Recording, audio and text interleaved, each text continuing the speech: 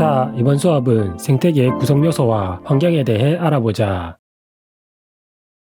생태계는 생물과 환경이 서로 영향을 주고받는 하나의 커다란 시스템을 말하는 것으로, 생태계 내 생물들은 다른 생물들과 무리를 지어 살아간다.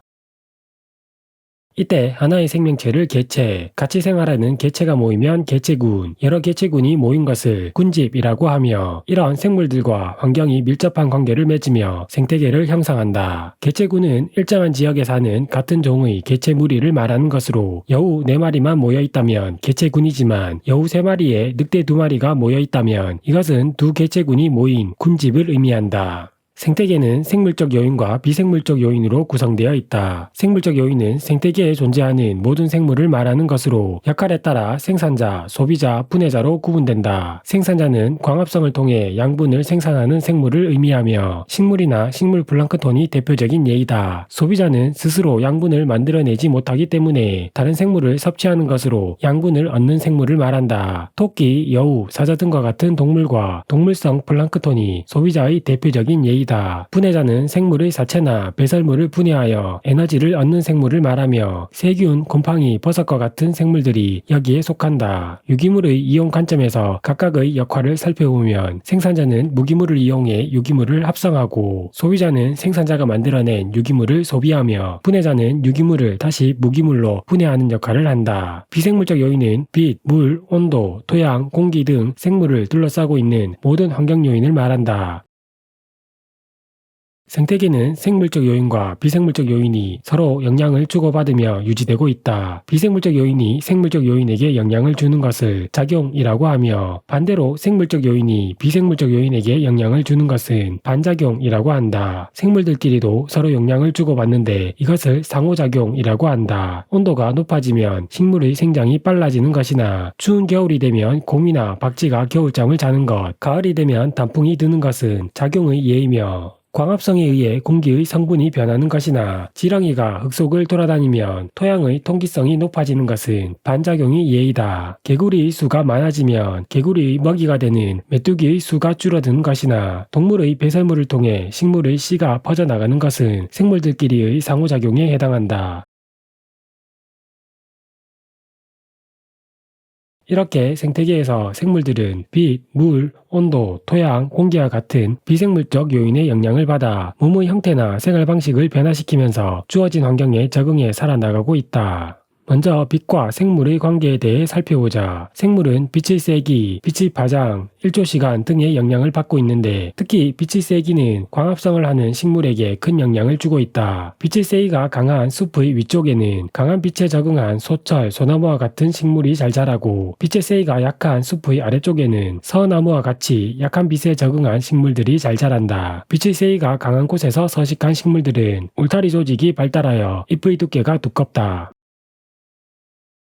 빛의 파장은 바닷속 식물들에게 영향을 주고 있는데, 바닷물의 깊이에 따라 도달하는 빛의 파장 차이에 의해 서식하는 해조류의 종류가 달라지게 된다. 파장이 긴 빨간색 빛은 얕은 곳까지만 투과할 수 있으므로, 얕은 바다에서는 주로 빨간색 빛을 사용하여 광합성을 하는 녹조류가 많이 분포하고, 파장이 짧은 파란색 빛은 바다 깊은 곳까지 투과할 수 있으므로, 깊은 바다에서는 파란색 빛을 주로 사용하는 홍조류가 많이 분포하고 있다. 녹색을 띠는 녹조류의 예로는 파래와 청각이 있으며, 빨간색을 띠는 홍조류의 예로는 김, 우뭇가사리 등이 존재한다. 일조시간은 식물의 개화 시기나 동물의 생식에 영향을 미치고 있다. 일조시간이 길어지는 봄에는 붓꽃이 꽃을 피우고 꾀꼬리와 같은 대부분의 새들이 번식하며, 일조시간이 짧아지는 가을에는 코스모스나 국화와 같은 식물들이 개화하고 송어나 노루와 같은 동물들이 번식에 참여한다.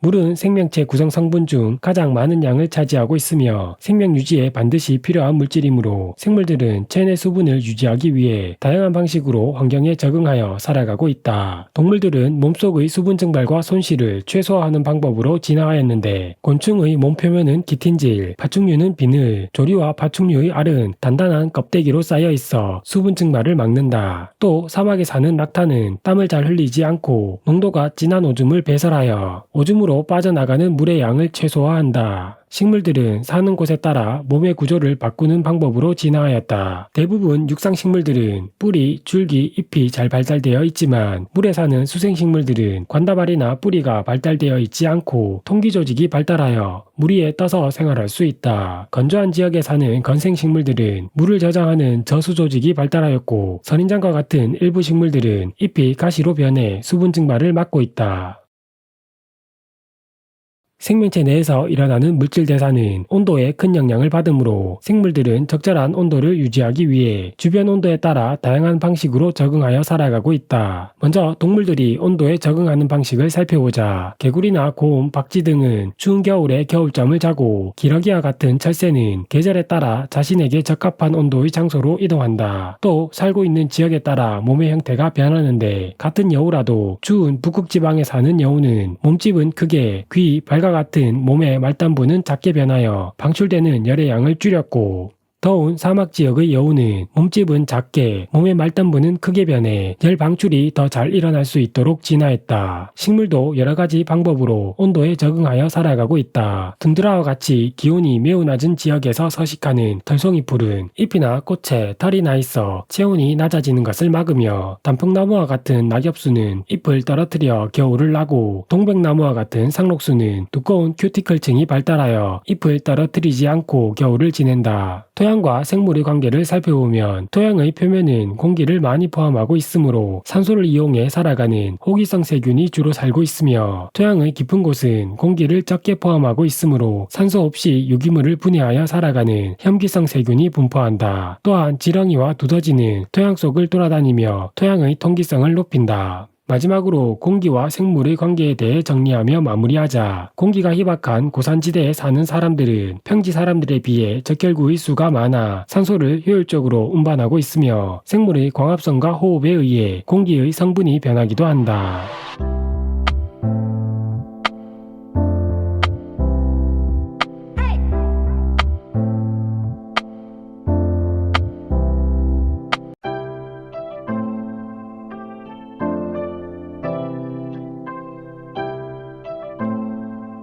자, 이번 수업은 생태계 병행에 대해 알아보자. 생태계의 생물들은 먹고 먹히는 관계로 얽혀 있는데 이러한 먹이 관계를 사슬 모양으로 나타낸 것을 먹이사슬이라고 한다.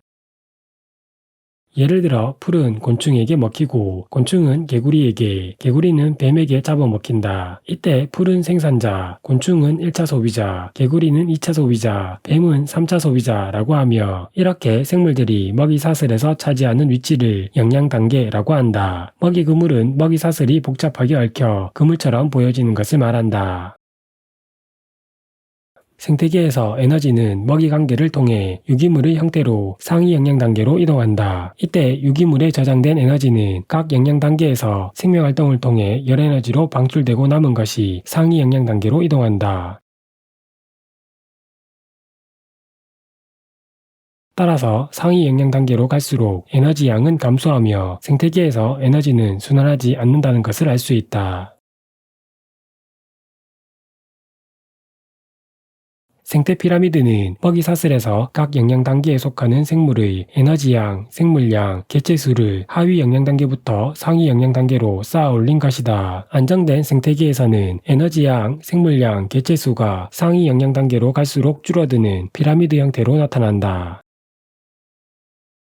에너지 효율은 각 영양 단계에서 다음 영양 단계로 이동한 에너지의 비율을 말하며 전 영양 단계의 에너지양 분의 현 영양 단계의 에너지양 곱하기 100으로 계산할 수 있다. 만약 어떤 생태계의 에너지 피라미드가 다음과 같을 때 1차 소비자의 에너지 효율은 전 영양 단계인 생산자의 에너지양 1000분의 현 영양 단계인 1차 소비자의 에너지양 100에 100을 곱한 것으로 계산한 10%이며 2차 소비자의 에너지 효율은 20%, 3차 소비자의 에너지 효율은 40%이고 상위 영양 단계로 갈수록 에너지 효율이 증가한다는 것을 알 수 있다. 생태계 평형은 생태계를 구성하는 생물의 종류와 개체수, 에너지 흐름 등이 안정된 상태를 유지하는 것을 말한다. 주로 먹이 사슬에 의해 유지되고 먹이 그물이 복잡하고 종 다양성이 높을수록 생태계 평형이 잘 유지된다.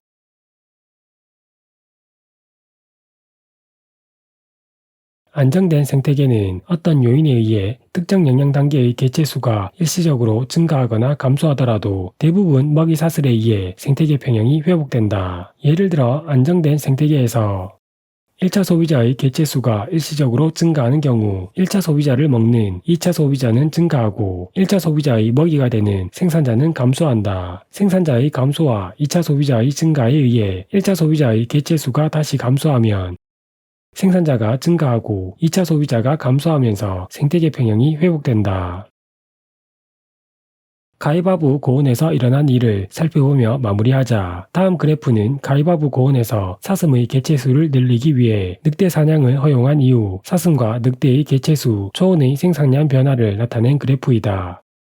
가위바위보 고온의 먹이 관계는 초온의 풀을 사슴이 먹고 사슴을 늑대가 잡아먹는 것으로 간단하게 나타낼 수 있다. 늑대 사냥을 허용한 A시기 이후 사슴의 개체수가 늘어난 것은 사슴을 잡아먹는 늑대의 개체수가 감소했기 때문이며 B시기 이후 다시 사슴의 개체수가 감소한 것은 사슴 개체수의 급격한 증가로 초온의 생산량이 감소하여 사슴의 먹이가 부족해졌기 때문이다. 이렇게 인간의 인위적인 간섭은 생태계의 평형을 파괴할 수 있다는 사실을 기억해두어야 한다.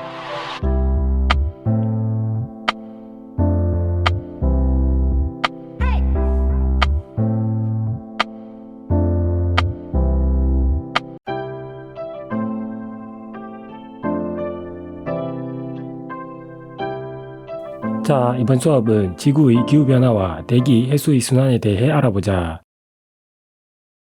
일정한 지역에서 오랜 기간 동안 평균적으로 나타나는 대기의 상태를 기후라고 하며 기후가 변하는 요인으로는 지구 내적 요인과 지구 외적 요인이 존재한다.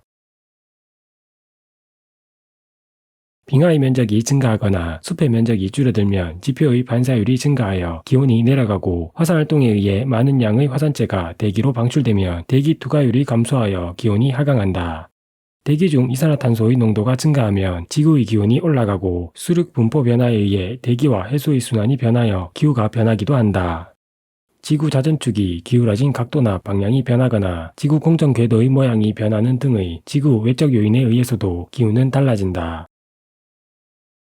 과거의 기후는 나무 나이테나 빙하, 화석을 이용하여 연구할 수 있다. 나무의 나이테는 1년에 한 개씩 형성되므로 1년 단위의 기후변화를 알 수 있고 기온이 높고 강수량이 많을수록 나이테 간격이 넓어진다. 빙하에 구멍을 뚫어 채취한 얼음 기둥인 빙하 코어에도 나이테와 마찬가지로 1년에 한 개씩 형성된 층이 존재한다. 빙하에 포함된 공기방울을 이용하면 과거 대기 성분을 추측할 수 있으며 빙하를 구성하고 있는 물 분자의 산소 동위원소 비를 이용하면 과거의 기온을 알 수 있다. 산소 동위원소의 비율이 클수록 기온이 높았던 시기임을 의미한다. 나이테는 수십 년에서 1만 년 전의 기후를 알 수 있고 빙하는 수십만 년 전, 화석을 연구하면 수억 년 단위의 기후변화를 추측할 수 있다.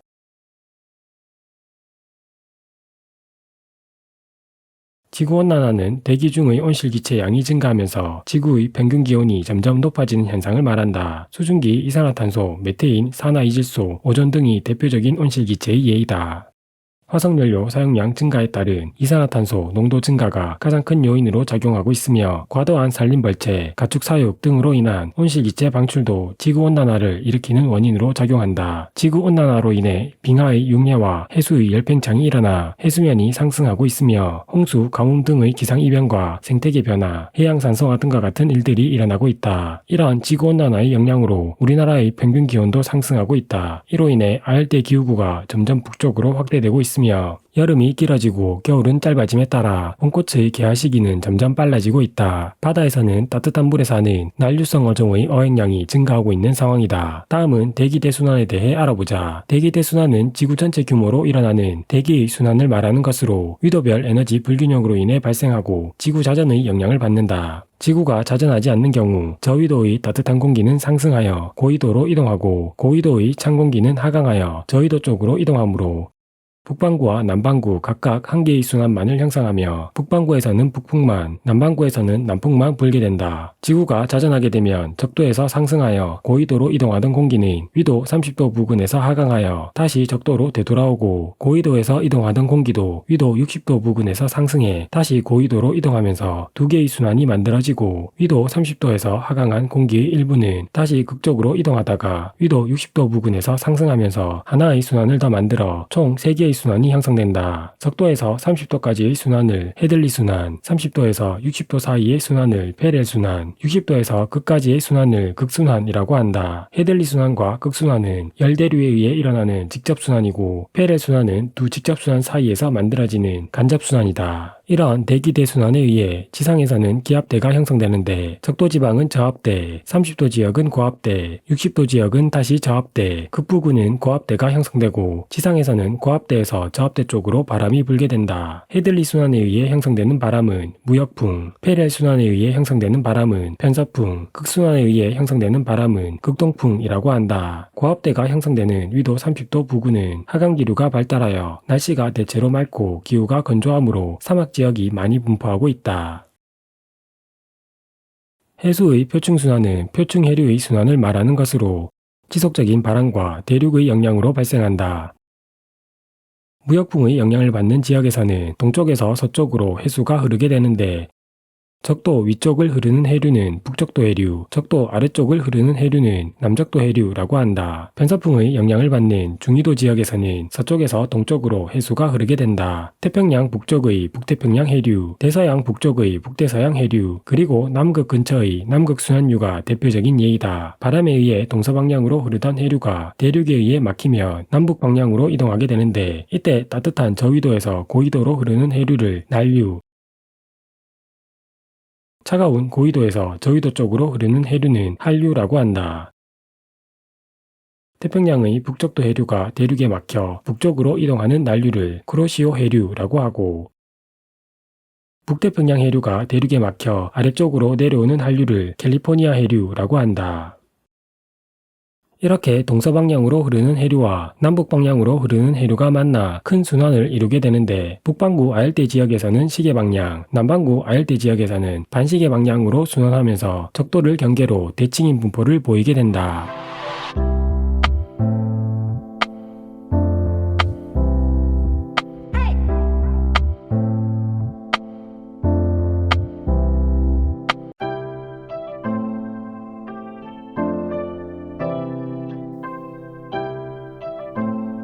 자, 이번 수업은 엘니뇨와 라니냐에 대해 알아보자.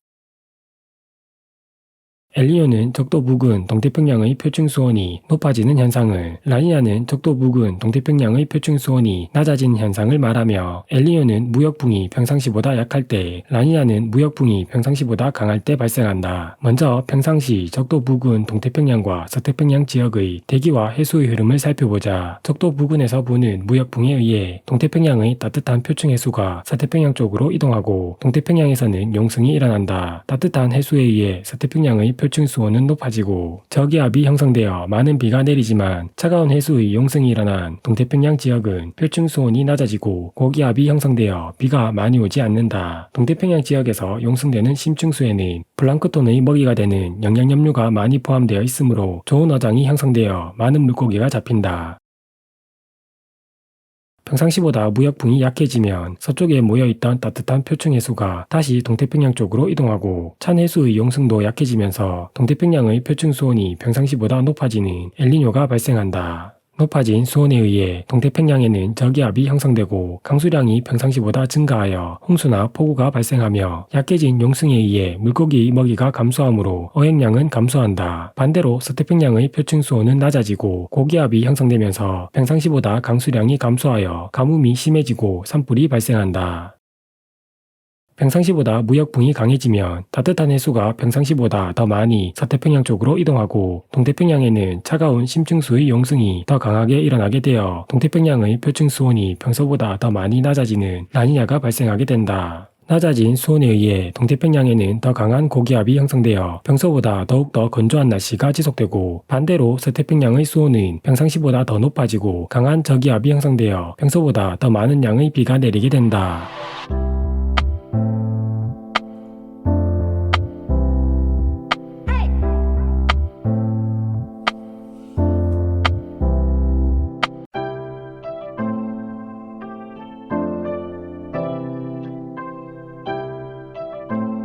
자, 이번 수업은 에너지 전환과 효율적 이용에 대해 알아보자.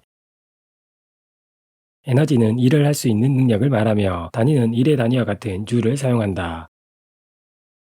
몇 가지 에너지의 종류와 특징에 대해 알아보자. 운동 에너지는 운동하는 물체가 가지는 에너지이며, 포텐셜 에너지는 기준면보다 높은 곳에 있는 물체가 가지는 에너지이다. 역학적 에너지는 운동 에너지와 포텐셜 에너지를 합한 에너지이며, 전기 에너지는 전하의 이동에 의해 발생하는 에너지로 전기 제품의 전류가 흐를 때 사용된다. 화학 에너지는 화학 결합 속에 저장되어 있는 에너지로 석탄, 석유, 천연가스와 같은 화석연료나 음식물 속에 저장되어 있는 에너지이다. 핵에너지는 핵분열이나 핵융합 시 발생하는 에너지이고, 열에너지는 물질의 온도나 상태를 변화시킬 수 있는 에너지이다. 파동에너지는 소리와 파도와 같은 파동이 가지고 있는 에너지를 말하며, 빛에너지는 가시광선, 자외선 등 빛의 형태로 전달되는 에너지를 말한다.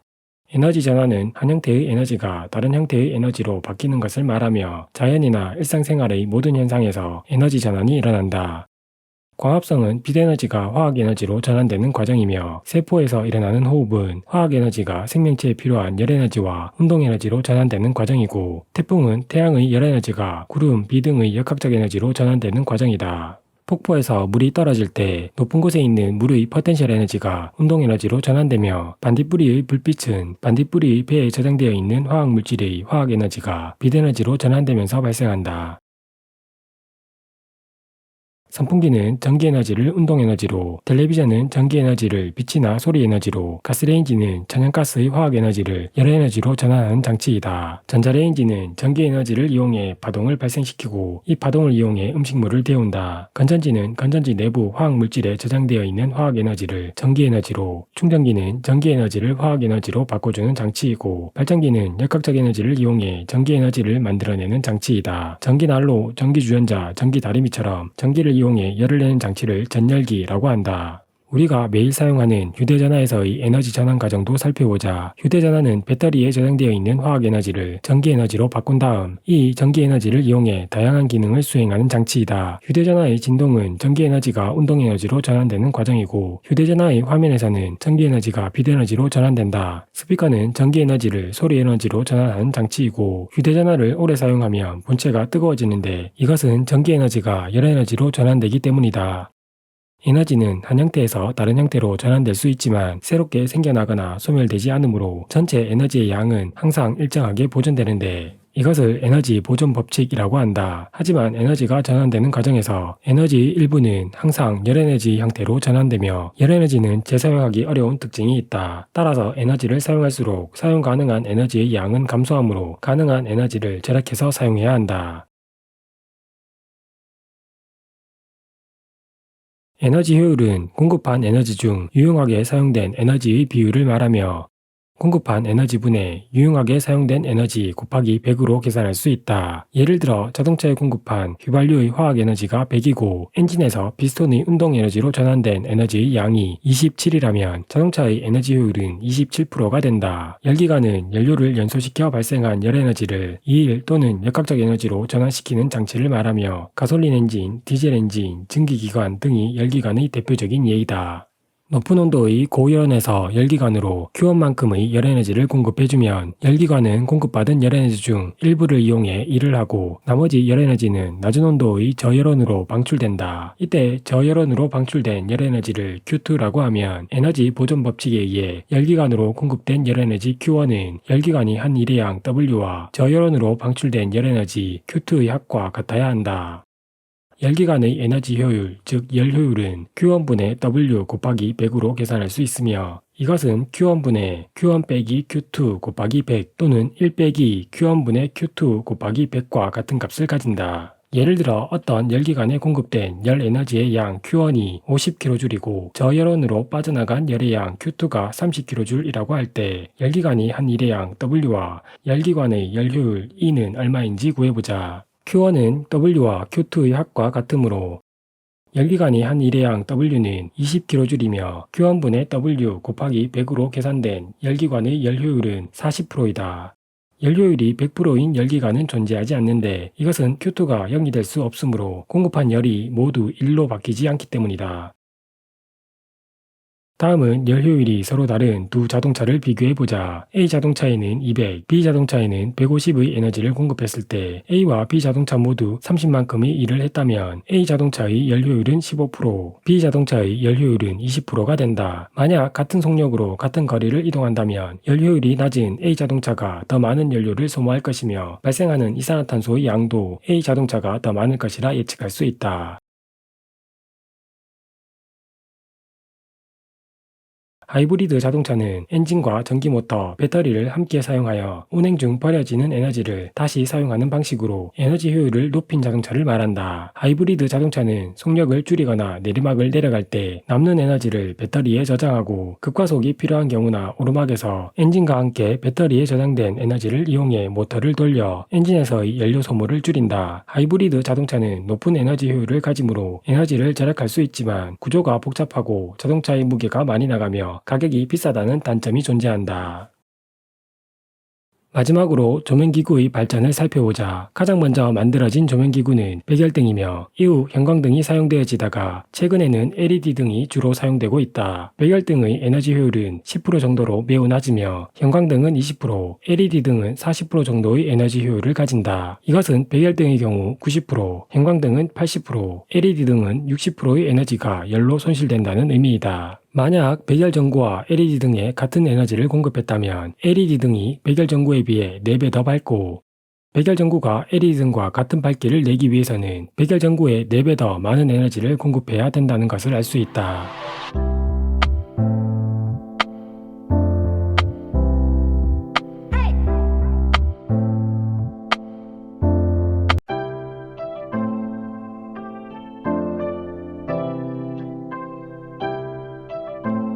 자, 이번 수업은 전기에너지의 생산과 수송에 대해 알아보자. 먼저 전기에너지가 만들어지는 원리인 전자기 유도에 대해 알아보자. 전자기 유도는 자기장 변화에 의해 전류가 흐르는 현상을 말한다. 코일 근처에서 자석이 움직이면 코일 내부 자기장의 세기가 변하고 이로 인해 코일에 전류가 흐르게 되는데 이때 흐르는 전류를 유도전류라고 한다. 자석이 움직이는 속도가 빠를수록 자석의 세기가 셀수록 코일의 가문수가 많을수록 유도전류의 세기는 커진다. 유도전류는 코일 내부 자기장 변화를 방해하는 방향으로 흐르게 되는데 코일은 자석의 움직임을 방해한다고 생각하면 쉽게 유도전류의 방향을 찾을 수 있다. N극이 코일에 가까워지는 경우 코일은 자석을 밀어내기 위해 코일 윗부분에 N극을 유도하게 되고 N극이 코일에서 멀어지는 경우는 자석을 당기기 위해 코일의 윗부분에 S극을 유도한다. S극이 코일에 가까워지는 경우 코일의 윗부분에 S극을 유도하여 자석을 밀어내고 S극이 코일에서 멀어지는 경우는 코일의 윗부분에 N극을 유도하여 자석을 당긴다. 이때 윗부분에 N극을 유도하는 코일끼리 S극을 유도하는 코일끼리는 각각 같은 방향으로 유도전류가 흐른다. 그럼 실제 유도전류의 방향이 어느 쪽인지 알아보자. 엄지손가락이 코일에 유도된 N극을 가리키도록 하고 코일을 감아쥐었을 때 나머지 4손가락이 감아지는 방향이 유도전류의 방향이다. 윗부분에 N극을 유도하는 코일에서는 엄지손가락이 위쪽을 가리키도록 하고 나머지 4손가락으로 감아지면 뒤에서 앞으로 나오는 방향으로 유도전류가 흐르고 윗부분에 S극을 유도하는 코일은 아래쪽이 N극이므로 엄지손가락이 아래쪽을 가리키도록 하고 감아지면 앞에서 뒤로 들어가는 방향으로 유도전류가 흐른다는 것을 알 수 있다.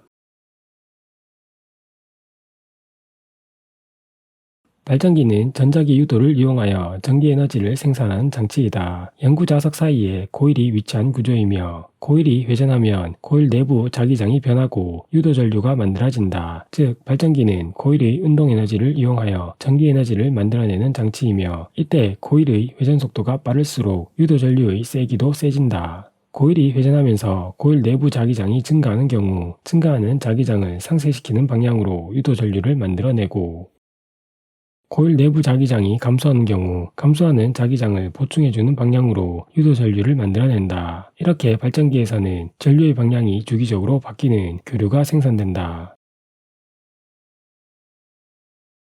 발전소에서는 큰 규모의 발전기를 회전시키기 위해 발전기에 터빈이 연결되어 있다. 터빈은 액체나 기체의 흐름을 회전운동으로 바꿔주는 장치이다. 일반적인 경우 물을 끓여 발생하는 증기를 이용하여 터빈을 돌린다. 이때 화석연료를 태워서 물을 끓이면 화력발전소, 우라늄의 핵분열을 이용해서 물을 끓이면 핵발전소, 물을 끓이지 않고 높은 곳의 물이 떨어지는 힘을 이용해 터빈을 돌리면 수력발전소이다.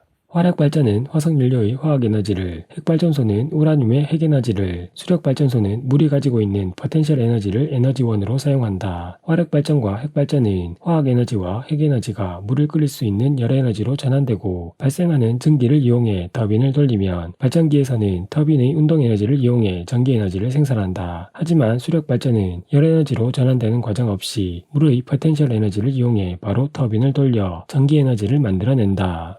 전력은 단위 시간 동안 생산되거나 사용되는 전기에너지의 양을 말한다. 전력은 전압과 전류 세기를 곱하거나 전류의 제곱과 저항의 크기를 곱하는 것으로 계산할 수 있다. 약자로 전력 P는 전압 V 곱하기 전류 세기 I 또는 전류 세기 I의 제곱 곱하기 저항 R과 같다고 나타낼 수 있으며 전력의 단위는 와트를 사용한다.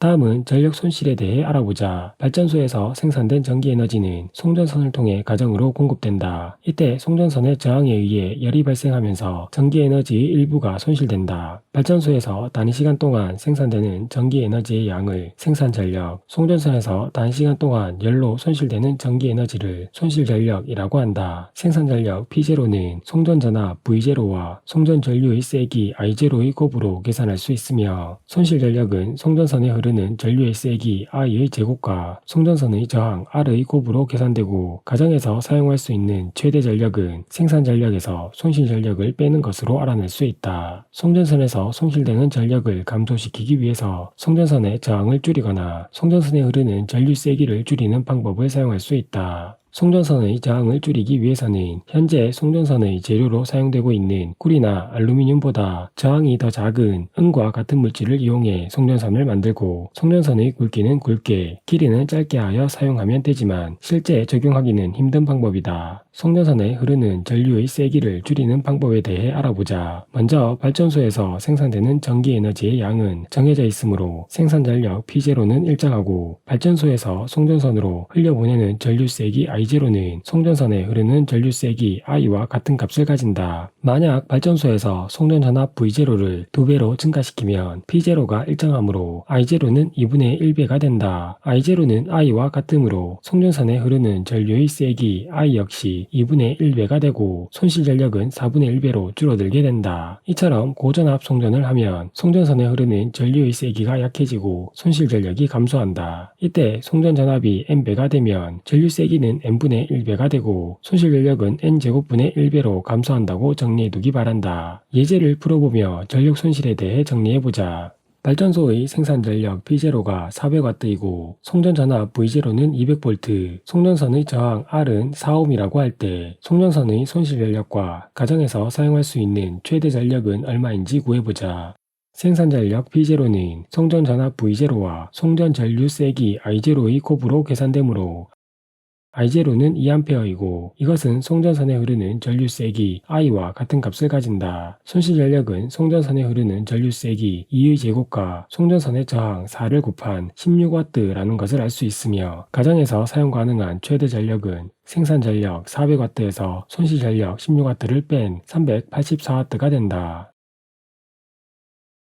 변압기는 전자기 유도 현상을 이용하여 전압을 변화시키는 장치를 말한다. 변압기는 얇은 철판을 여러 장 붙인 철심의 양쪽에 코일을 감은 구조로 한쪽에는 교류 전원을 연결하고 다른 한쪽은 전압을 변화시켜 사용할 전기기구를 연결한다. 이때 교류 전원이 연결되어 전기에너지를 공급하는 부분을 1차 코일, 전기에너지가 전달되는 부분을 2차 코일이라고 하며 1차 코일의 가문수는 N1, 2차 코일의 가문수는 N2, 1차 코일의 전압을 V1, 2차 코일의 전압을 V2, 1차 코일에 흐르는 전류의 세기를 I1, 2차 코일에 흐르는 전류의 세기를 I2, 1차 코일에 공급되는 전력을 P1, 2차 코일에 유도되는 전력을 P2라고 한다. 이때 1차 코일과 2차 코일의 가문수의 비가 1대2라고 하면 전압은 코일의 가문수와 비례하므로 전압 V1과 V2의 비는 1대2가 되고 1차 코일에서 공급되는 전력과 2차 코일에서 사용되는 전력은 같아야 하므로 전력 P1과 P2의 비는 1대1이 된다. 전력은 전압과 전류의 곱으로 계산되어지므로 흐르는 전류 세기 I1과 I2의 비는 2대1이 되어야 한다. 즉 전압은 코일의 가문수에 비례하고 전류의 세기는 가문수에 반비례한다. 예를 들어 1차 코일에 공급되는 전압과 전류의 세기가 110V 2A이고 1차 코일과 2차 코일의 감은 수입비가 1대2라고 하면 2차 코일에 유도되는 전압은 220V이고 흐르는 전류의 세기는 1A가 되어 공급되는 전력과 유도되는 전력이 220W로 같아지게 된다.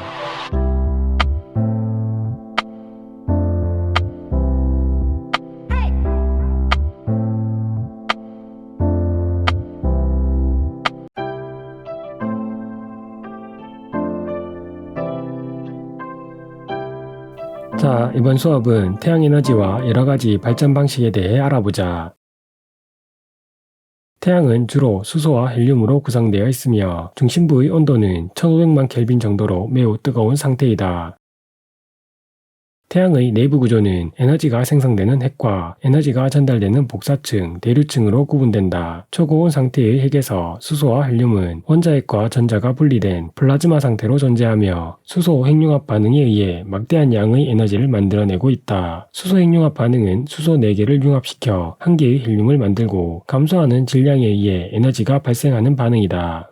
즉 수소 4개의 질량보다 새로 생성되는 헬륨 1개의 질량이 더 작으며 생성되는 에너지의 양은 감소하는 질량, 즉 질량 결손에 광속의 제곱을 곱해주는 것으로 계산할 수 있다.